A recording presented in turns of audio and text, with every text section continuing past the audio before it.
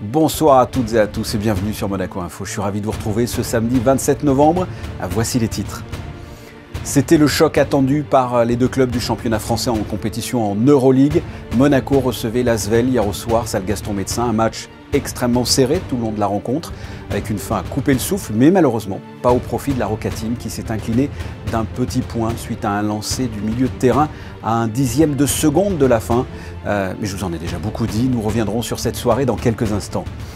Nous recevrons deux invités. Le cycliste professionnel champion du monde sur route, Philippe Gilbert. Il participera à la première édition du Biking Monaco, une compétition ce dimanche sur toute la partie de circuit de F1 entre course contre la montre et critérium. Notre deuxième invité sera l'abbé Venard. Il nous parlera des fêtes de fin d'année, ce que représente la nativité du Christ pour les catholiques qui s'y préparent plusieurs semaines à l'avance. Et ça nous permettra de découvrir les dernières tendances d'une tradition païenne, les fameux calendriers de l'Avent, dans un reportage. Débutons ce journal, comme je vous l'ai dit, par du basket. Ce vendredi, la Roca Team recevait Lyon-Villeurbanne. C'est la première confrontation en Euroleague du 21e siècle entre deux équipes du championnat de France. Yannick Debever vous raconte le scénario épique du match dans une salle Gaston Médecin pleine à craquer. Ce duel était très attendu par les supporters monégasques et le match débute à l'avantage des Villeurbanais plus adroits au tir. Mais Monaco ne se laisse pas décrocher et intensifie sa défense. Les schémas offensifs sont variés pour les deux équipes et c'est un super match de basket équilibré qui s'offre aux spectateurs. 22-21 Asvel à la fin du premier quart-temps. En deuxième quart, Monaco souffre et laisse Lyon-Villeurbanne creuser un petit écart. Dante Hall, comme à son habitude, impulse une énergie folle et les deux équipes se rendent coup pour coup.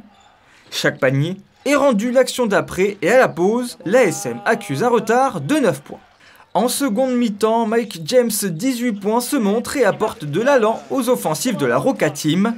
Cette action parfaite de Paris Lee, auteur d'un très grand match, avec 20 points et 3 interceptions, est symbolique de ce troisième quart-temps totalement à l'avantage de Monaco. L'écart au score disparaît. 62-62 à l'entame du quatrième quart-temps. Les compteurs sont presque complètement remis à zéro. C'est un nouveau match de 10 minutes qui peut commencer. Et ce match sera celui d'un homme, William Howard, auteur de 23 points, 5 sur 5 longue distance, 10 rebonds et 30 d'évaluation. Paris Lee permet à la Roca Team de repasser devant sur ce shoot plein de confiance. Les paniers se succèdent, le match est plus qu'indécis. À 23 secondes du terme, Paris Lee vole la balle et offre l'occasion de repasser devant. Le shoot de Mike James est manqué, mais Will Thomas prend le rebond et marque 83-82 pour la Roca Team. Sur cette nouvelle interception de Ouattara, Monaco croit tenir la victoire. Paris Lee ne met qu'un lancer franc sur deux et laisse l'Asvel à la portée d'une victoire. Il reste 3 secondes à jouer sur la remise en jeu. La salle Gaston Médecin retient son souffle. William Howard pour la remise en jeu. Le shoot de William Howard du milieu du terrain. Oh là là, non, c'est incroyable. C'est incroyable. Oh, j'ai bien peur qu'il soit bon. Et William Howard crucifie les Roca Boys sur ce shoot miraculeux au dernier millième de seconde. Dans un premier temps, non accordé par les arbitres, il est finalement comptabilisé après vérification vidéo. Une fin de match cruelle qui n'est pas sans rappeler celle face à Barcelone. C'est hallucinant. Une fin de match comme on n'en a jamais vu. C'est là où c'est très frustrant parce que c'était un match qui était vraiment à notre portée et très important en plus après 2 défaites d'affilée. Là on est sur 3 maintenant, donc ouais, c'est dur. On a un match important jeudi prochain contre Fenerbahçe et il faut relever la tête et être prêt pour le prochain combat. Après cette rencontre, Monaco reste 11e au classement avec un ratio de 5 victoires pour 7 défaites. Nous retrouvons Julia Vial pour un nouveau point sur toute l'actualité avec pour commencer un rappel des nouvelles mesures sanitaires mises en place par le gouvernement. Bonsoir Julia. Bonsoir Fabien, bonsoir à toutes et à tous. Dès ce samedi 27 novembre, retour de l'obligation du port du masque en extérieur de partout dans la principauté. Tout le monde devra aussi présenter son pass sanitaire pour consommer à l'intérieur et en terrasse des restaurants et des bars. Cela concerne aussi les jeunes âgés de 16 ans à 18 ans. Je vous rappelle également que la validité des tests PCR et antigéniques ouvrant le droit au pass sanitaire passe de 72 heures à 24 heures. Pour retrouver le détail de toutes ces nouvelles mesures, rendez-vous sur le site covid19.mc. Toujours en rapport avec la crise sanitaire, les méthodes de calcul de la vaccination seront désormais confiées à l'INSEE. Depuis le début de la pandémie, la Principauté diffuse quotidiennement les chiffres relatifs à l'évolution de la crise sanitaire. Le gouvernement souhaitant affiner ses méthodes de calcul relatives à la vaccination va désormais les confier à l'INSEE. Des éléments spécifiques à la Principauté vont ainsi être pris en compte, tels que le fait que de nombreuses personnes travaillant à Monaco sans s'y résider ont été vaccinées ou encore que certains résidents régulièrement en déplacement à l'étranger se sont fait vacciner dans un autre pays. Selon ce calcul, le taux de couverture vaccinale atteint les 65% de la population résidente à Monaco en âge d'être vaccinée, un chiffre qui est, Fabien, inférieur à nos voisins européens comme la France ou l'Italie. Une conférence va être organisée par le Monaco Economic Board et la délégation interministérielle en charge de la transition numérique concernant la PropTech et l'immobilier. Effectivement, Fabien, ce rendez-vous aura lieu ce mercredi 1er décembre au Yacht Club de Monaco et aura pour thème le numérique au service de l'immobilier de demain. L'occasion de se focaliser sur les entreprises qui fournissent des produits innovants, technologiques ou des modèles nouveaux pour les marchés immobiliers. En un mot, il s'agit de toutes les entreprises qui se lancent dans l'industrie immobilière pour l'améliorer en tenant compte, Fabien, du contexte digital changeant et des nouveaux modes de consommation. Merci Julia. Place à notre premier invité. C'est un grand cycliste professionnel, champion du monde sur route en 2012, vainqueur du Paris-Roubaix en 2019. Il est le seul coureur du 21e siècle à avoir remporté 4 des 5 classiques monuments. Il est là pour nous parler d'un nouvel événement. Philippe Gilbert, bonsoir. Bonsoir. Ce dimanche, le circuit de F1 va se transformer en piste de course à vélo pour le biking à Monaco. Qu'est-ce que c'est ? Alors c'est le premier événement cycliste à Monaco, donc on est très heureux nous en tant que cyclistes d'avoir notre propre événement et ce sera l'occasion de rassembler toutes les catégories, les jeunes, les novices et les professionnels sur le même circuit qui est quand même très mythique avec un passage sur le circuit de Formule 1. Donc voilà, on est content de cette démarche. Vous l'avez dit, il y a du professionnel, hein, il va y avoir du beau monde sur le circuit.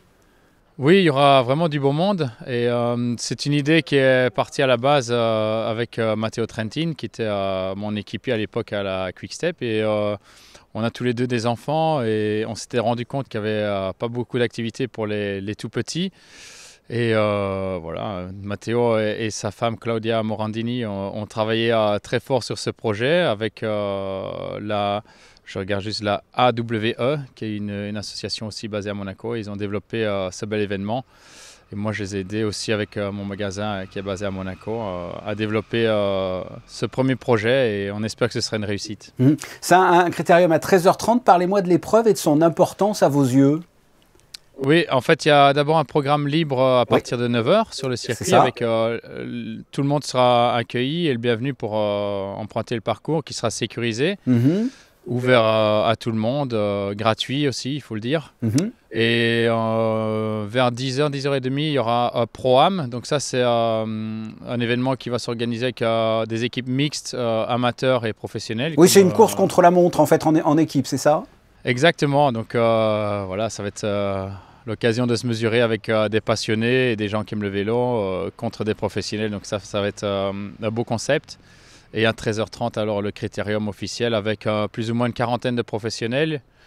Pour la plupart, tous installés dans la Principauté de Monaco. Et il y aura des vainqueurs du Tour de France, maillot vert, avec des champions olympiques, des titres mondiaux. Donc il y aura un très beau niveau. Avec donc la course contre la montre dont vous avez parlé, qui a pour but de récolter des fonds, il me semble, pour la Fondation Princesse Charlène de Monaco et de la Fondation Michel Scarponi. Oui, c'est ça. Donc, pour le Pro-Am, donc, les places étaient payantes. Et pour la soirée, il y aura des ventes aux enchères de différents objets cyclistes donnés par la majorité des coureurs. Et on espère que ça rapportera un maximum d'argent pour les deux fondations. Dernière question, vous êtes un cycliste professionnel en activité. Comment vous sentez-vous là physiquement ? Très bien, j'ai repris les entraînements, toujours dans la région avec des sorties qui tournent entre 4 et 5 heures. Donc, par exemple, aujourd'hui, je suis allé en Italie par l'arrière-pays, Pigna, etc. Et redescendre sur San Remo, c'est toujours aussi beau. Exactement. Voilà, je le rappelle, toute la journée de dimanche, à 10h30 par exemple, il y aura des courses contre la montre en équipe et un critérium à partir de 13h30 sur le circuit de F1. Merci Philippe Gilbert. Avec plaisir, au revoir. Du cyclisme dimanche, mais également du foot avec l'AS Monaco qui recevra Strasbourg au Stade Louis II. Une rencontre qui est prévue à 15h et qui doit être très attendue par les supporters monégasques après la belle qualification en 8e de finale de la Ligue Europa contre la Real Sociedad. Les Rouges et Blancs vont devoir se montrer incisifs pour contrer les Strasbourgeois qui sont juste devant eux au classement général de la Ligue 1.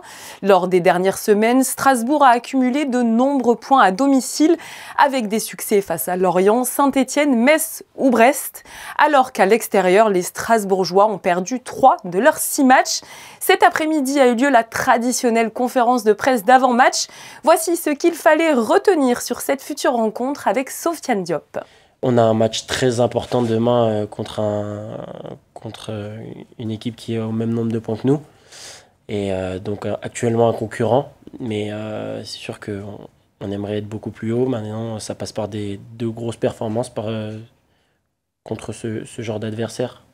En quête de victoire et remotivé mentalement depuis son retour au score face à Lille, Monaco risque en tout cas de montrer les dents contre Strasbourg ce dimanche. Ce vendredi, une des 2 gagnantes du e-rallye, Manal Faxel Abouamda, représentante de l'association Monaco Life Disorder, s'est rendue à la Fondation Albert II de Monaco, partenaire officiel de Rallye Aïcha des Gazelles du Maroc. Manal Faxel Abouamda et Caroline Favreau ont remporté le 30e Rallye Aïcha des Gazelles dans la catégorie e-Gazelle Auto Vinci Immobilier. Au volant de leur Renault Zoé électrique floquée du numéro 500, elles couraient pour soutenir l'association monégasque Monaco Liver Disorder qui lutte contre les maladies infantiles du foie et œuvrant pour le don d'organes.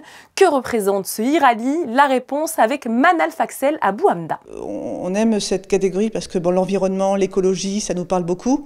Et puis aussi donner aussi, comment dirais-je, aux jeunes générations que la transition écologique est très importante.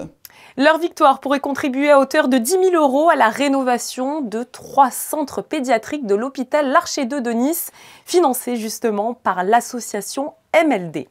Une belle victoire pour une belle initiative. Vous nous amenez à présent, Julia, faire un voyage autour du monde avec le concert de João Silva, prévu le 2 décembre au Grimaldi Forum. Fils d'un pasteur d'Ipanema, le carioca João Silva a grandi dans une communauté d'anciens prisonniers et d'artistes convertis. Son aventure solo est une plongée dans l'univers tropicaliste des années 70 qui mêle samba, soul, disco et funk vintage.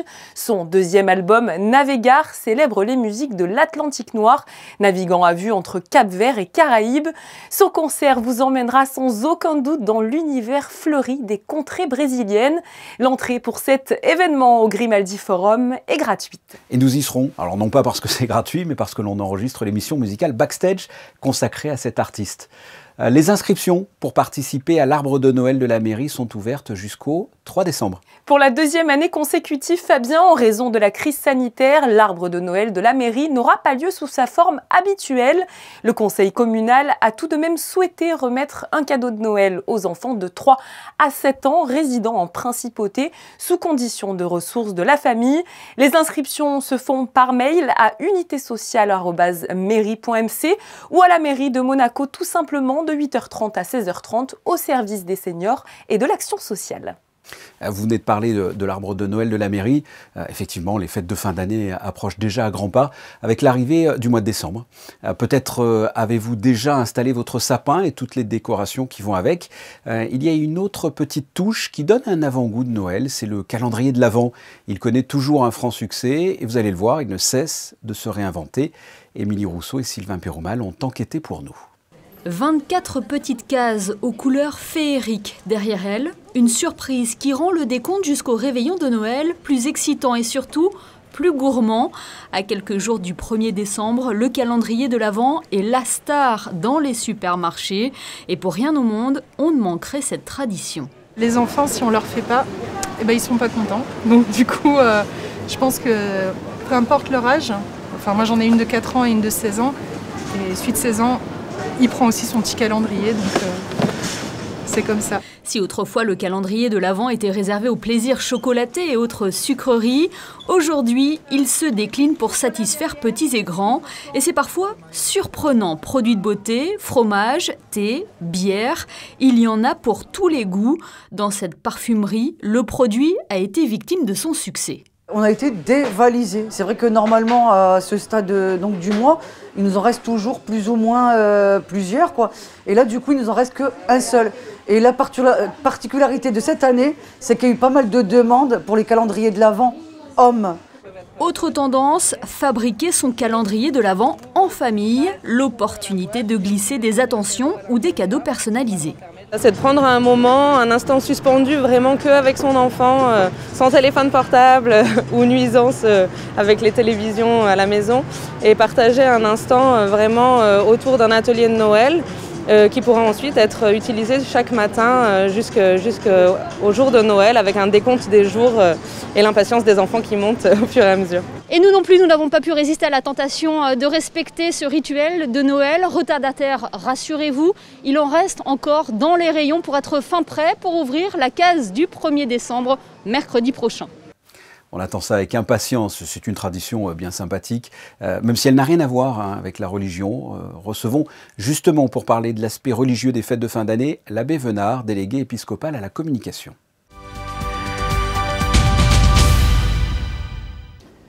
Christian Venard, bonsoir. Bonsoir. On va parler, non pas du calendrier de l'Avent que les enfants ouvrent chaque jour pour avoir son petit chocolat, mais du temps de l'Avent, parce que les fêtes de fin d'année, ça commence bien avant le 25 décembre. Oui. En effet. Alors, le calendrier, pourquoi pas, hein, si ça peut aider, on n'a rien contre. Hein, mais de fait, ce temps est un temps un peu particulier dans la vie de l'Église. Hein, alors, son temps, c'est Adventus, hein, quelque chose qui doit venir. Alors, évidemment, très concrètement, nous, on pense tout de suite, ce qui doit venir, c'est les fêtes de Noël. Donc, pour nous, chrétiens, les célébrations de l'incarnation du Christ, la naissance de Jésus à Bethléem et toutes les fêtes qui vont avec. Mais c'est aussi un temps d'attente, un temps d'espérance. Et à l'origine, dans l'Église, c'était plutôt un temps eschatologique, c'est-à-dire l'attente du Christ qui reviendra à la fin des temps. Hein, donc 4 semaines avant Noël, un temps un peu de préparation, de pénitence. C'est pour ça que d'ailleurs, à la messe, on va utiliser des ornements violets qui marquent dans la liturgie catholique les temps de pénitence. Et puis, il y a un intermédiaire entre les deux, le Christ qui est déjà venu, qu'on va célébrer à Noël, le Christ qui reviendra à la fin des temps, et le Christ qui vient dans chacune de nos vies, qui vient nous retrouver. Donc voilà, c'est tout cela que le temps de l'Avent essaye d'exprimer. Et vous l'avez évoqué, le temps de l'Avent, avant ne s'écrit pas ANT à la fin, mais ENT. Pourquoi ? Et oui. Ben parce que ça vient du latin adventus, donc ce qui doit venir et non pas avant de ce qui précède. Noël, c'est une des 2 grandes fêtes catholiques. La première grande fête, c'est la résurrection du Christ. Le fait, Jésus est mort, ressuscité, c'est Pâques. Et puis, la deuxième grande fête, en effet, c'est Noël. C'est-à-dire ce Christ, Dieu, la deuxième personne de la Trinité, qui se fait homme. Dieu qui accepte de prendre notre faiblesse, de rentrer dans notre humanité, de venir vivre avec nous. Et c'est ce que nous racontent ensuite les évangélistes, hein, qui nous rapportent ce qu'a été la vie de cet homme extraordinaire, déjà par sa vie, qui en plus osait dire qu'il était Dieu. Alors il y a le temps de l'avant, mais il y a finalement le temps de l'après aussi, parce que ça se poursuit après le 25 décembre. Alors après le 25 décembre, liturgiquement, on rentre dans une période un petit peu... Alors il y a l'épiphanie, évidemment, où là, alors c'est une très grande fête. Alors chez nos amis orthodoxes, c'est encore une plus grande fête presque que la fête de Noël, la fête de l'épiphanie. L'épiphanie qui est le moment où ce Dieu qui est venu en un petit enfant, ce qu'on célèbre à Noël, est manifesté à la face du monde, et c'est ce que représente, ce que symbolisent les rois mages qui viennent. Et puis très rapidement, alors certains diront peut-être malheureusement, d'autres pensant à leur régime penseront peut-être tant mieux, mais il y a le temps du carême qui va s'annoncer, temps de préparation à Pâques. Donc on voit que, comme vous le disiez, 2 grandes fêtes, Noël et Pâques, et chacune est précédée par un temps de préparation, le carême pour se préparer à Pâques, à la résurrection du Christ, et ce temps de l'Avent pour se préparer à la fête de Noël. Qu'est-ce que représentent pour vous, à titre personnel, ces fêtes de fin d'année ? Alors pour beaucoup de prêtres, je parlerai pour moi éventuellement à titre personnel, pour beaucoup de prêtres, c'est une période chargée, comme pour Pâques. C'est-à-dire c'est une période chargée parce que beaucoup de personnes, j'allais dire, se réapproprient un peu leur foi dans ces grandes fêtes. C'est-à-dire même des chrétiens qui vont peut-être, bien malheureusement, pas à la messe tous les dimanches, mais voilà. Et il y a quand même ces grandes fêtes, c'est l'occasion d'abord il y a des fêtes familiales, et puis c'est l'occasion de se raccrocher aux traditions, dont la tradition chrétienne, et qui est particulièrement forte ici dans notre principauté. À titre personnel...